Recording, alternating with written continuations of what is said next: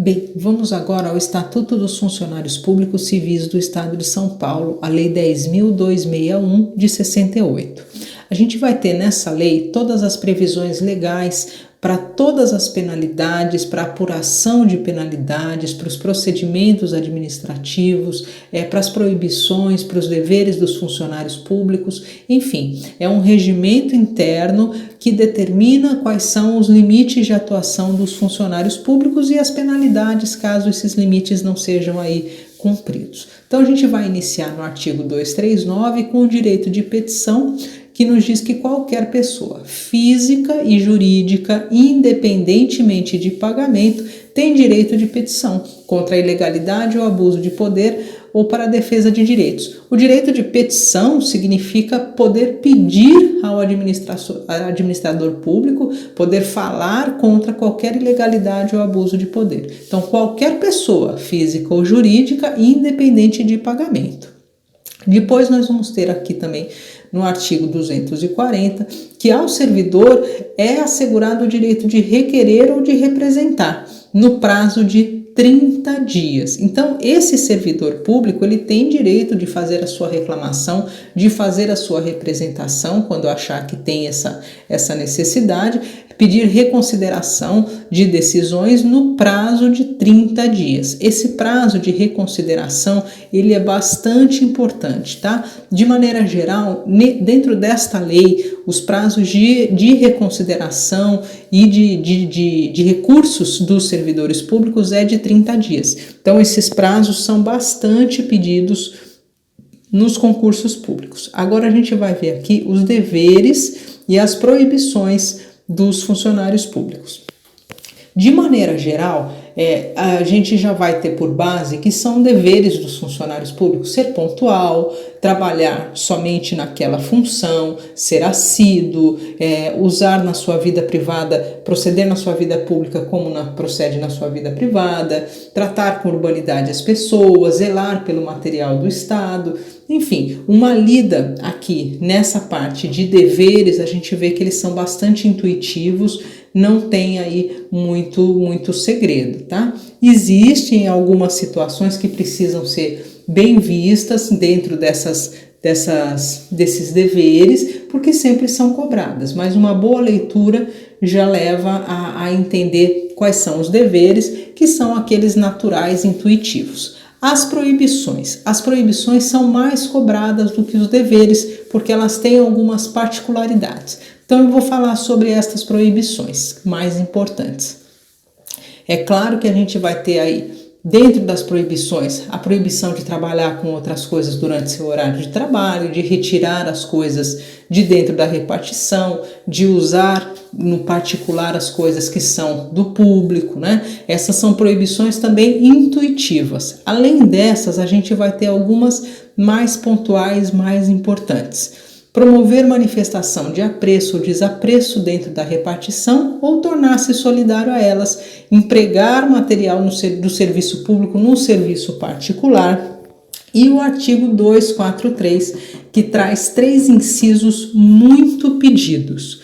É proibido ao funcionário fazer contratos de natureza comercial e industrial com o governo, por si ou como representante de outrem, participar de gerência ou administração de empresas bancárias, industriais ou de sociedades comerciais que mantenham relações comerciais ou administrativas com o governo, sejam por este subvencionadas ou estejam diretamente relacionadas à finalidade da repartição ou do serviço que esteja lotado. Requerer ou promover a concessão de privilégios, garantia, juros ou outros favores semelhantes, federais, estaduais, municipais, exceto, muito importante, o privilégio de invenção própria. Ou seja, esses 3 incisos demonstram que o funcionário público lotado na repartição não pode atuar como um gerente, um administrador de qualquer entidade do governo público, não pode solicitar créditos ou favores, enfim, isso visando sempre a probidade administrativa. Esses 3 incisos das proibições, eles são muito cobrados dentro dos concursos públicos, precisa saber. Depois a gente vai ter, claro, proibido exercer, mesmo nas horas fora de trabalho, emprego ou função em empresa, estabelecimento que tenham relações com o governo ou que se relacione com a finalidade, pela mesma razão, para que não haja aí um conflito de interesses.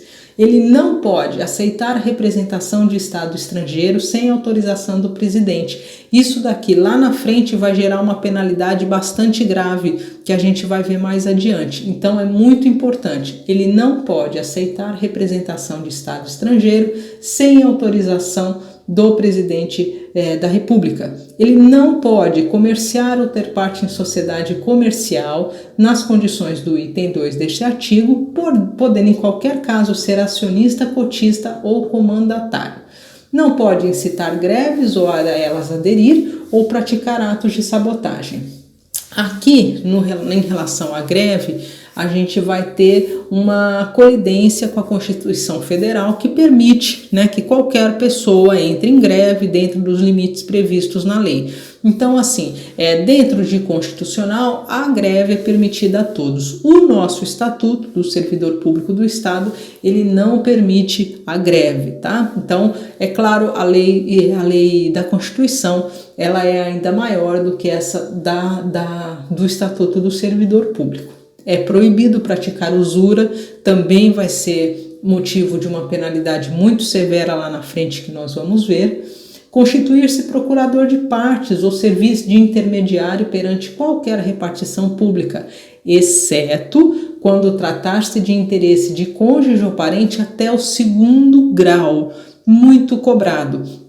Porque neste caso é até o 2º grau. De maneira geral, os vínculos eles vão até o 3º grau.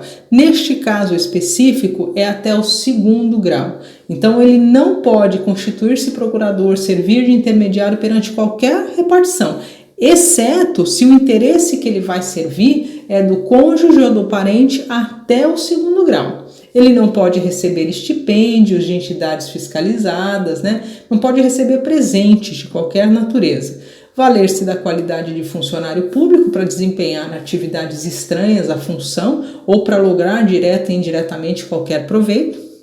Ele não pode fundar sindicato ou dele fazer parte. Não está compreendida nos itens a proibição dos itens 2 e 6 desse artigo a participação do funcionário em sociedades em que o Estado seja acionista, bem assim em direção de gerência, cooperativas e associação de classes ou como seu sócio, tá? Então essas são algumas permissões que a lei dá, ressalvadas as proibições.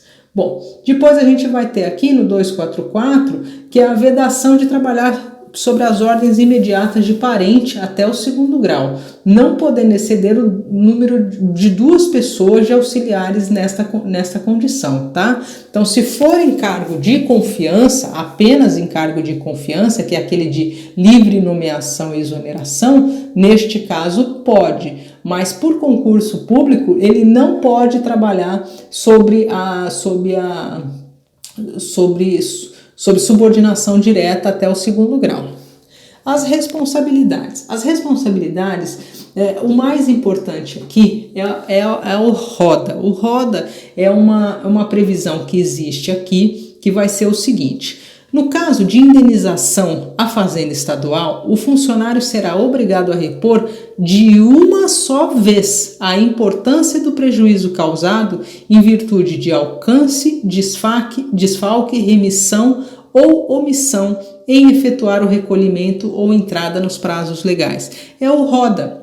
Então é a remissão, a omissão, o desfalque e o alcance, que são coisas graves, são feitas e que causam prejuízo à fazenda. Neste caso haja qualquer uma dessas 4 situações, a pessoa é obrigada a devolver de uma só vez. Isso é muito cobrado. Fora essas 4 situações do RODA, da remissão, omissão, do desfalque e do alcance, a gente vai ter uma outra situação.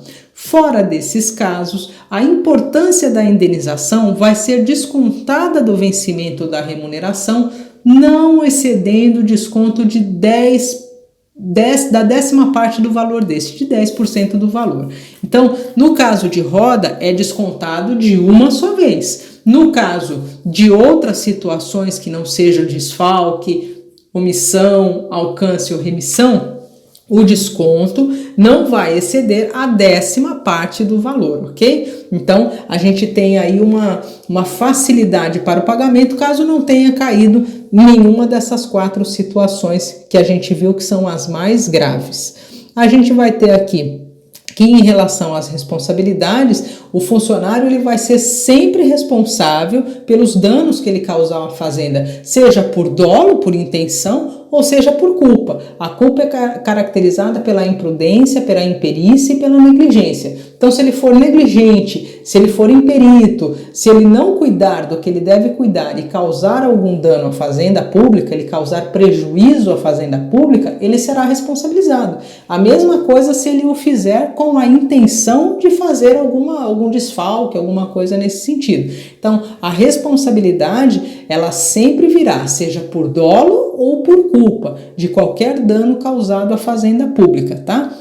Aí a gente viu que no caso de desfalque, de alcance, que são crimes mais graves, ele vai pagar de uma só vez. No caso de outras situações, ele vai pagar até a 10ª parte por vez, tá? E aqui a gente vai ter o seguinte, a responsabilidade administrativa, ela é independente da responsabilidade civil e da responsabilidade criminal que eventualmente tenha que acontecer desse servidor público.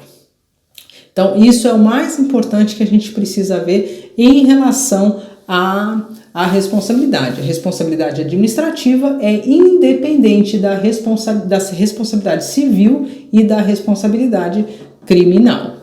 Bem, aí o que vai acontecer? Nós vimos até aqui quais são os deveres, quais são as proibições e de que maneira as responsabilizações vão ser feitas ao servidor público. A partir de agora, a gente vai ver como serão aplicadas as penalidades a este servidor público. Bem, ainda em relação ao Estatuto do Servidor Público, a gente vai ver agora as penalidades que serão aplicadas aos servidores públicos do Estado de São Paulo, caso eles deixem de cumprir qualquer das determinações ou que façam qualquer ato que seja incluído nas proibições do Estatuto, tá? Aqui a gente vai ver principalmente também em relação às penalidades maiores que precisam ser apuradas através de processo administrativo. Então vamos lá, a gente vai ter uma série de penalidades que serão dadas de acordo com a gravidade do que foi cometido pelo servidor público. Então a gente vai ter as penas disciplinares de repreensão, de suspensão, de multa, de demissão a bem do serviço público e a cassação da aposentadoria ou da disponibilidade. Sempre elas serão aplicadas de acordo com a gravidade do ocorrido. Então, na repreensão, a gente vai ver que a pena vai ser aplicada por escrito e ela vai ser dada por indisciplina ou por falta de cumprimento de deveres.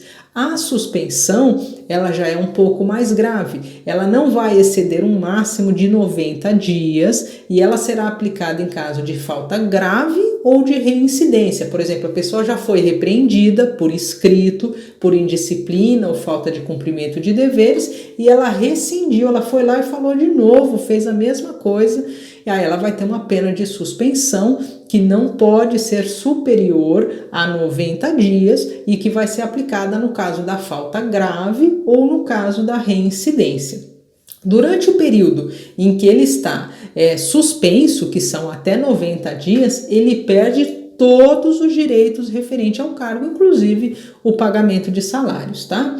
A autoridade que aplicar a suspensão, ela pode converter a penalidade em multa, ou seja, a multa, que é uma das penalidades previstas pelo Estatuto, ela é o resultado da conversão da pena de suspensão em multa. Por quê? Porque daí o servidor, em lugar de ficar suspenso e não trabalhar e não receber, ele pode ter o benefício de pagar a multa, ou seja, a multa será na base de 50% por dia do vencimento ou remuneração.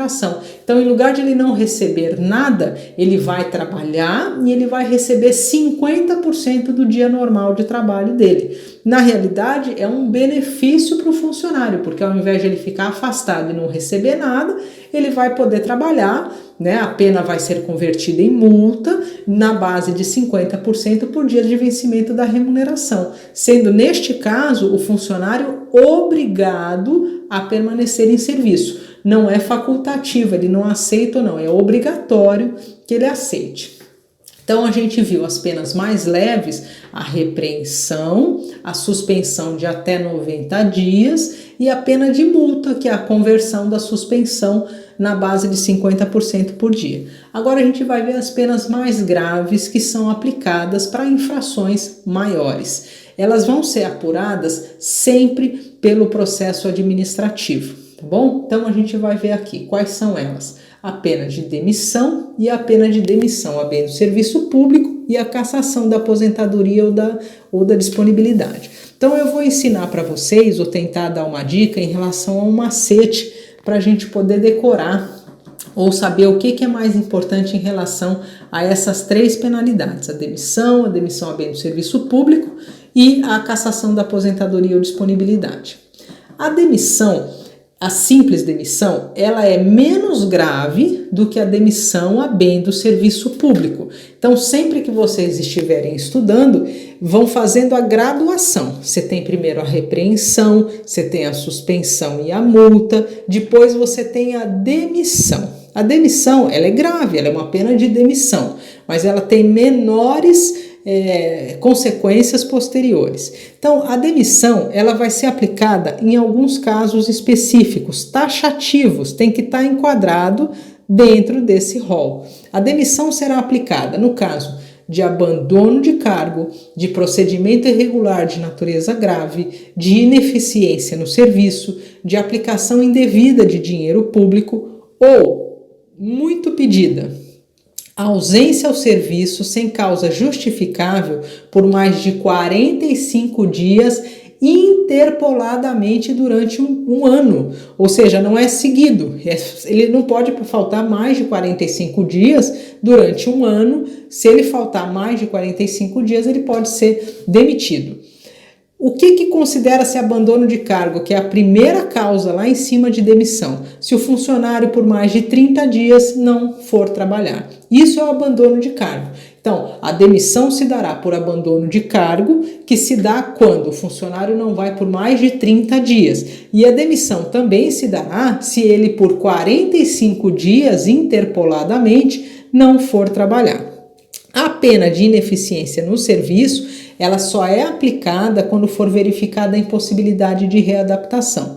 Então, de maneira geral, se aquele funcionário não tem um bom rendimento naquela atividade que ele está, é tentado primeiro uma readaptação. Somente depois é que a gente vai ter a efetivação da demissão. Então, o que eu digo a vocês aqui? A demissão a bem do serviço público, que a gente vai ver a seguir, são muitos itens, são muitas situações que acarretam a demissão a bem do serviço público. Então, o que a gente faz? A gente decora os casos de demissão, porque se o caso que for posto na sua prova não for o caso que está decorado por você, então só pode ser de demissão a bem do serviço público. E como aqui demissão é bem facinho de decorar, é abandono ao cargo, mais de 30 dias, é um procedimento irregular de natureza grave, a ineficiência no serviço e a ausência por mais de 45 dias interpolados durante um ano. É bastante fácil de você decorar os casos de demissão. Agora a gente vai aos casos da demissão ao bem do serviço público. Este é mais grave. Este daqui, sempre que vocês pensarem nos casos, nas causas, vocês vão pensar em situações de natureza mais grave, que podem ser configuradas até como crimes. Então a gente vai ver quais são os casos de demissão a bem do serviço público. Ou for convencido da incontinência pública ou escandalosa, na vida pública escandalosa e de vícios de jogos proibidos, né? A prática de ato definido em crime contra a administração pública, a fé pública, a fazenda, revelar segredos de que ele tenha conhecimento em razão do cargo, praticar insubordinação grave, praticar em serviço ofensas físicas a funcionários ou particulares, lesar o patrimônio dos cofres públicos, pedir empréstimos, dinheiro a qualquer pessoa da repartição que esteja sujeito à sua fiscalização, né? Pedir dinheiro é um crime, não pode, o funcionário público não pode fazer isso. Solicitar ou receber propinas, comissões, exercer advocacia administrativa, que também é um crime próprio de funcionário público. Apresentar com dolo declaração falsa de matéria em salário família, sem prejuízo da responsabilidade civil e do procedimento criminal, quando couber, porque ele está dando uma falsa, ou ele tá apresentando um falso atestado. Praticar ato definido como crime hediondo, tráfico, tortura, praticar ato definido como crime contra o sistema financeiro, praticar ato definido como improbidade, ou seja, todos são crimes que, se vocês viram lá no direito penal, são crimes próprios de funcionário público. Então, a demissão a bem do serviço público, ela não está ligada só à falta grave, ela não está ligada só a abandonar o emprego, à ineficiência no serviço. A demissão ao bem do serviço público, ela está ligada a um crime. Então, sempre que vocês verem lá nas alternativas a prática de um crime ou a prática de um ato que parece ser muito danoso à administração pública, então vai ser a bem do serviço público, que é uma punição mais grave. A gente vai ver quais são as consequências da demissão e da demissão a bem do serviço público, tá? Então, decorem as causas de demissão. E quanto forem as causas de demissão a bem do serviço público, vocês sempre, ao lerem as alternativas, pensem se aquela alternativa é um crime. Se for um crime, se for uma coisa grave contra a fazenda, contra a improbidade, a prática de advocacia administrativa, quaisquer daqueles crimes elencados lá de crime do servidor público contra a administração em geral, a causa vai ser a demissão a bem do serviço público. Depois nós vamos ver o seguinte, as causas de cassação da aposentadoria ou da disponibilidade. Neste caso, a gente vai ver algumas situações bem peculiares, quando o funcionário já está aposentado ou foi posto em disponibilidade. E acontecer qualquer dessas causas, ele vai ter cassado a aposentadoria dele. Então não é porque ele está aposentado que ele pode fazer determinadas coisas. Então quais são as causas? Se ele praticou, quando em atividade, uma falta grave, para a qual é combinada nessa lei a pena de demissão ou demissão a bem do serviço público. Ou seja, estava havendo lá uma apuração de uma penalidade de falta grave, que podia ser demitido ou ser demitido a bem do serviço público, ele se aposentou. Ele se aposentou, mas o processo permaneceu. O processo permaneceu e ele foi condenado a uma causa que poderia ser de demissão ou de demissão a bem do serviço público. Como ele já está aposentado, vai ser cassada a aposentadoria dele. Se ele aceitou ilegalmente qualquer cargo ou função pública, se ele não estava habilitado e ele aceitou na ativa, quando isso for comprovado, vai ser cassada a aposentadoria dele. Se ele aceitou representação em estado estrangeiro sem a prévia autorização do presidente, lembram que lá era uma proibição aceitar representação sem autorização do presidente? Se ele fez isso enquanto estava na ativa e isso for comprovado, ele na aposentadoria vai ter a cassação. Ou se ele praticou usura em qualquer uma das suas formas, que é uma das causas de demissão a bem do serviço público, tá? Então, independentemente de ele estar aposentado, caso qualquer dessas causas seja comprovada, se for comprovada que durante o exercício, a vida útil dele, a vida ativa dele, ele praticou qualquer das causas que desse motivo a demissão ou demissão a bem do serviço público, a aposentadoria dele vai ser cassada, a disponibilidade também. Tá? Então isso é bem simples, é bem fácil. Decorem as causas de demissão, façam o possível para decorar essas de cassação e aí intuitivamente as demais só podem ser de demissão a bem do serviço público. Quem são as pessoas, quem são as autoridades que podem aplicar essas penas, essas penalidades ao servidor público? O governador, os secretários de Estado, o procurador-geral do Estado e o superintendente de autarquia, os chefes de gabinete somente até a suspensão, os coordenadores até a suspensão limitada a 60 dias, os diretores de departamento e divisão, que são os DDDs, até a suspensão limitada a 30 dias. Então aqui é por ordem de gravidade. O governador, ele pode aplicar todas as sanções. O secretário de Estado, procurador-geral, superintendente de autarquia também pode aplicar todas as sanções. Eles são as autoridades máximas, desde a repreensão até a cassação da aposentadoria. Agora, os chefes de gabinete, somente até a suspensão. Passou da suspensão, então é uma outra autoridade que vai aplicar a penalidade. Os coordenadores até a suspensão de 60 dias. Passou de 60 dias, é uma outra autoridade que vai aplicar. E os DDDs até 30 dias. Passou de 30 dias, é uma outra autoridade. Então é por ordem de gravidade, tá bom?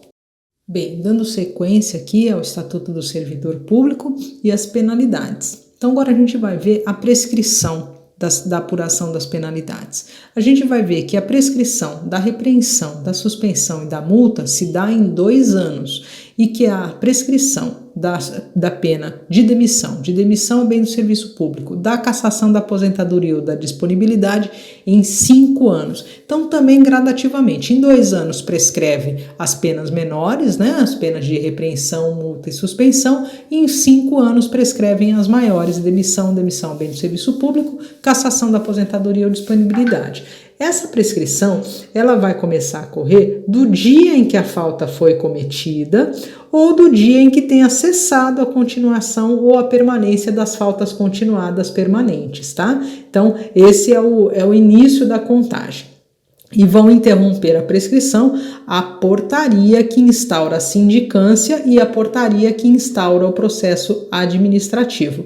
Bastante importante. Então, interrompe a prescrição a portaria que instaura a sindicância e que instaura o processo administrativo. É a mesma coisa do processo civil. Quando é feita a citação, vai interromper o prazo prescricional. Bem, o que a gente vai ter aqui? A prescrição, ela não ocorre. Em que casos não vai continuar correndo a prescrição? Enquanto sobrestado o processo administrativo para aguardar uma decisão judicial. Ou seja, se já tem um processo administrativo, mas ele está parado aguardando qualquer decisão judicial, não corre a prescrição. Ou quando extinta a punibilidade pela prescrição, a autoridade julgadora extinta a punibilidade pela prescrição, a autoridade julgadora determinará o registro dos fatos no assentamento do servidor. Então, todos os fatos que são ligados ao servidor têm que ser feitos no assentamento dele. Então, a gente vai ter aqui que sempre que for extinta a punibilidade, isso tem que ser assentado no registro do servidor público. Só para complementar, a prescrição não ocorre enquanto estiver sobrestado o processo administrativo ou enquanto insubsistente o vínculo funcional que venha a ser estabelecido, tá? Então, se por acaso aquele vínculo tenha sido quebrado por qualquer razão, não corre a prescrição.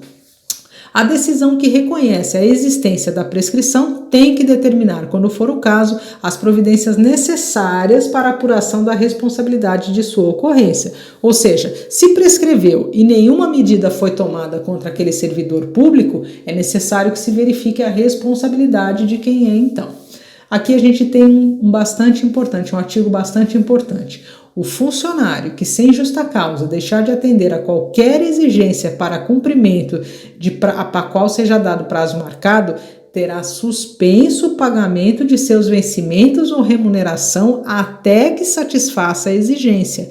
Cai demais nas provas, tá? Aplica-se também aos aposentados o disposto nesse artigo. Então, se ele tem um prazo para realizar determinada coisa e não o faz, ele terá a suspensão dos pagamentos. Bem, agora a gente vai ver como é feita a apuração das penalidades.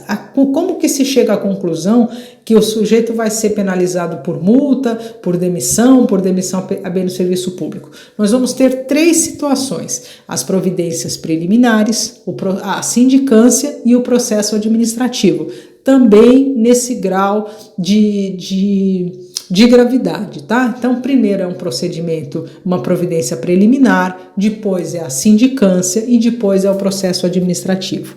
A sindicância, ela sempre vai apurar a relação entre a aplicação das penalidades de multa, de repreensão e de suspensão. O processo administrativo, que é mais sério, são as penalidades de demissão a bem do serviço público e a cassação da aposentadoria ou disponibilidade.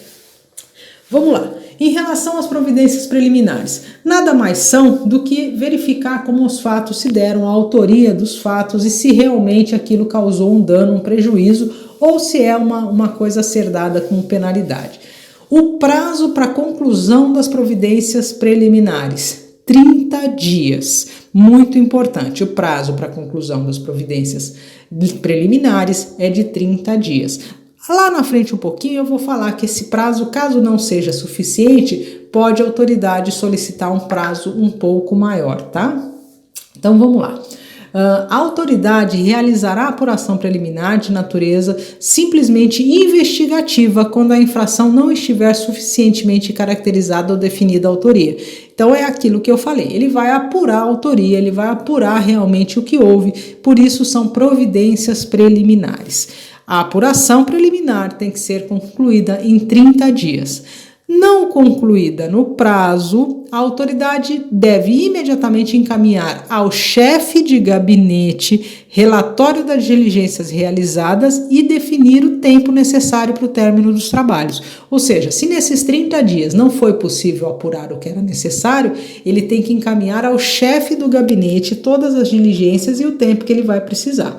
Ao concluir a apuração, a autoridade deve opinar fundamentalmente pelo arquivamento ou pela instauração da sindicância ou do processo administrativo. Ou seja, depois de verificada a autoria, de verificados os fatos, então essa autoridade que fez esse procedimento preliminar vai opinar, olha, eu acho que deve arquivar, olha, eu acho que deve fazer aí a sindicância ou o processo administrativo.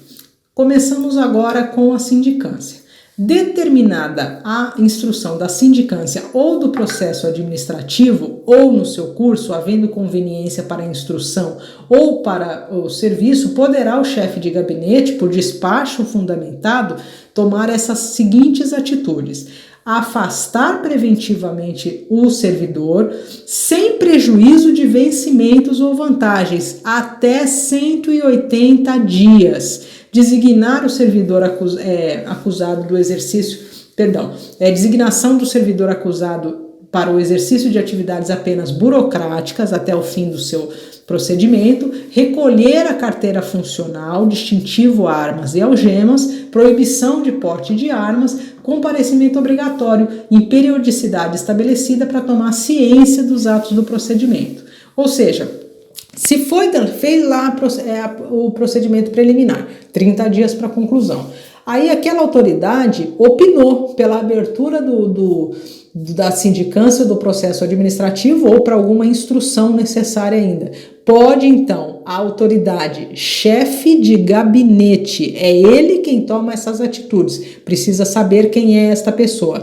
É o chefe de gabinete. Tomar essas 5 atitudes. Ele pode determinar o afastamento do servidor com prejuízo do salário por até 180 dias, ele pode designar o servidor somente para trabalhos burocráticos, ele pode recolher carteira funcional, armas, proibição de porte de armas e obrigar o servidor a comparecer periodicamente, tá bom? Então, essas são as providências que o chefe de gabinete pode tomar depois de instaurada a sindicância ou processo administrativo. Bem, depois a gente vai ter aqui que a autoridade que determinar a instauração ou que presidir a audiência, a sindicância ou processo administrativo, pode representar ao chefe de gabinete para aplicação das medidas previstas nesse artigo, bem como sua cessação ou alteração. Ou seja, aquela própria pessoa que pediu a instauração, ela pode dizer, olha, eu sugiro que por esse motivo ou aquele seja feita aí a aplicação desses 5 incisos, tá?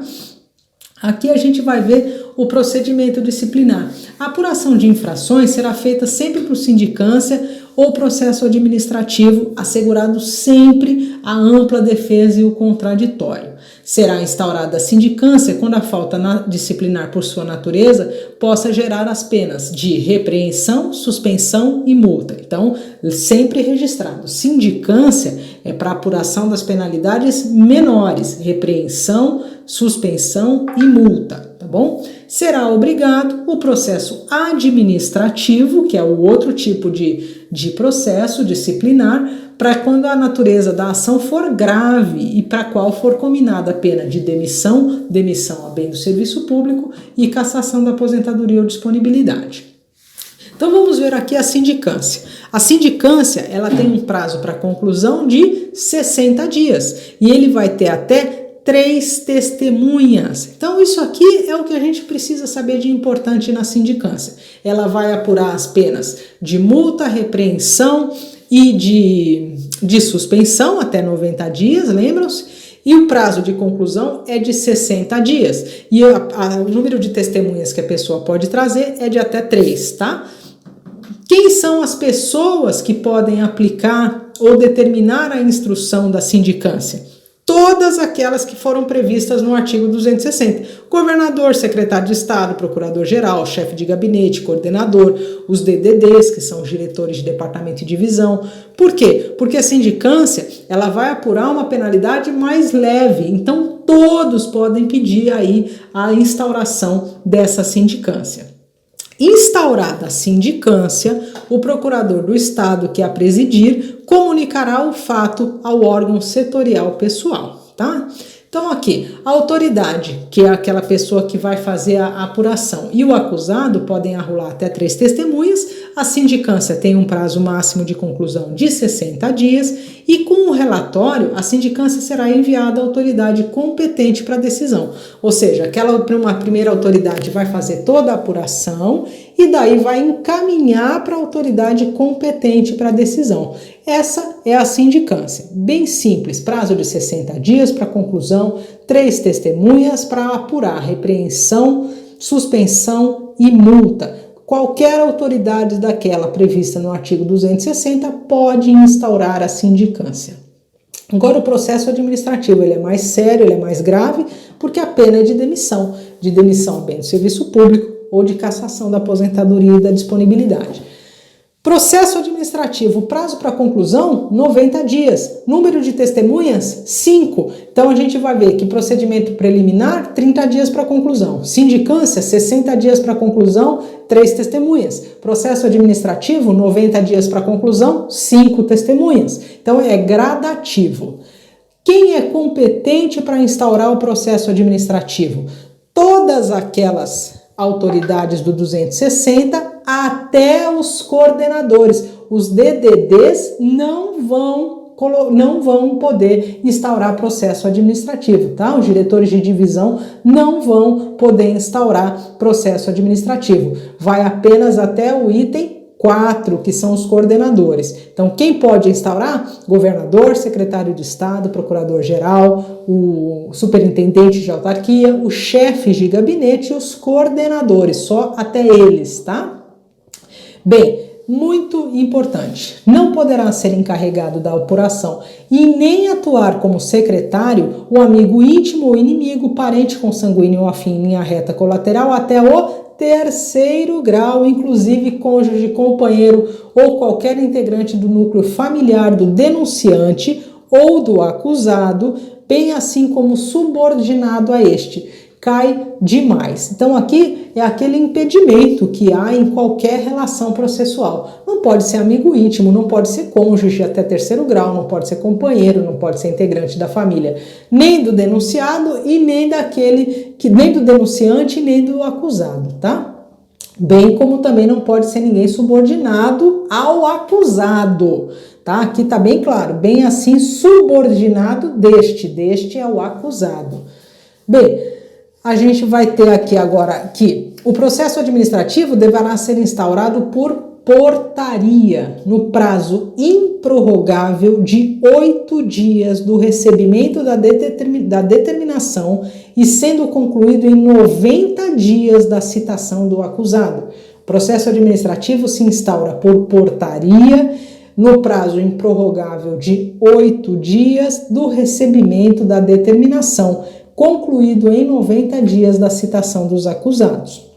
Da portaria tem que constar toda a identificação do acusado e a infração e também as normas, né, que foram infringidas e a penalidade mais elevada em tese cabível. Bastante importante. Então, dessa portaria tem que constar a qualificação da pessoa, qual foi a norma que ele infringiu e a penalidade mais elevada em tese cabível. Cuidado para a banca não trocar, não colocar a penalidade mais leve cabível. Não, é a penalidade mais elevada cabível. Vencido o prazo, não concluído o processo, o procurador do Estado que o presidir deverá imediatamente encaminhar ao seu superior hierárquico o relatório indicando providências faltantes e o tempo necessário para o fim dos trabalhos, tá? Uma outra coisa importante que aqui a gente vai ter que, atuada a portaria, as demais peças pré-existentes designará o presidente dia e hora para a audiência de interrogatório, determinando a citação do acusado e a notificação do denunciante, se houver. Então, da citação, a gente vai ter a cópia daquela portaria, que foi instaurada em até 8 dias, a data e local do interrogatório, dia e local para a oitiva do denunciante, se houver, que deverá ser acompanhada pelo advogado do acusado, esclarecimento de que o acusado será defendido por um dativo, caso não tenha o próprio, informação de que o acusado poderá rolar testemunhas de provas no prazo de 3 dias antes do interrogatório. Ou seja, o arrolamento daquelas 5 testemunhas do processo administrativo pode se dar no prazo de até 3 dias antes da data designada para o interrogatório. Importante esse prazo. E a advertência de que o processo será extinto se o acusado pedir exoneração até o interrogatório, quando se tratar exclusivamente de abandono de cargo ou função, bem como de inassiduidade. Ou seja, não é em qualquer situação que ele pode pedir exoneração e ficar livre. Não, é no caso de abandono de cargo ou de função ou no caso de inassiduidade, que são aqueles 3 casos, né? São aqueles 2 casos, de 30 dias ou de 45 interpolados. Bem, não sendo encontrado, a citação do acusado será feita pessoalmente no mínimo 2 dias antes do interrogatório. Despenca na prova isso, tá? A citação tem que ser feita pessoalmente com no mínimo 2 dias antes do interrogatório. Não sendo encontrado em seu local de trabalho ou no endereço do assentamento, a citação far-se-á por edital no DJE, publicado com no mínimo 10 dias antes do interrogatório. Então, são 2 dias antes do interrogatório a citação pessoal e 10 dias antes, no mínimo, a citação por edital, tá? Então, isso aqui é bastante importante. O acusado não assiste à inquirição do denunciante. Antes, porém, de ser interrogado, ele vai ter ciência, ele pode tomar ciência das declarações que houver prestado, tá? Não comparecendo o acusado, será por despacho decretado a sua revelia, mas ele sempre terá, ainda que revel, um advogado dativo. Bem, o que é mais importante aqui agora, a gente vai ter que o presidente e cada acusado podem levar, então, 5 testemunhas. Lá na sindicância, são 3 testemunhas. Aqui no processo administrativo, são 5 testemunhas, tá? Comparecendo ou não o acusado ao interrogatório, ele tem um prazo de 3 dias para requerer a produção de provas. Então, também bastante importante, o prazo é de 3 dias para ele apresentar aí a produção de provas. A prova de antecedentes do acusado será feita exclusivamente por documentos até as alegações finais e até a data do interrogatório será designada a audiência de instrução.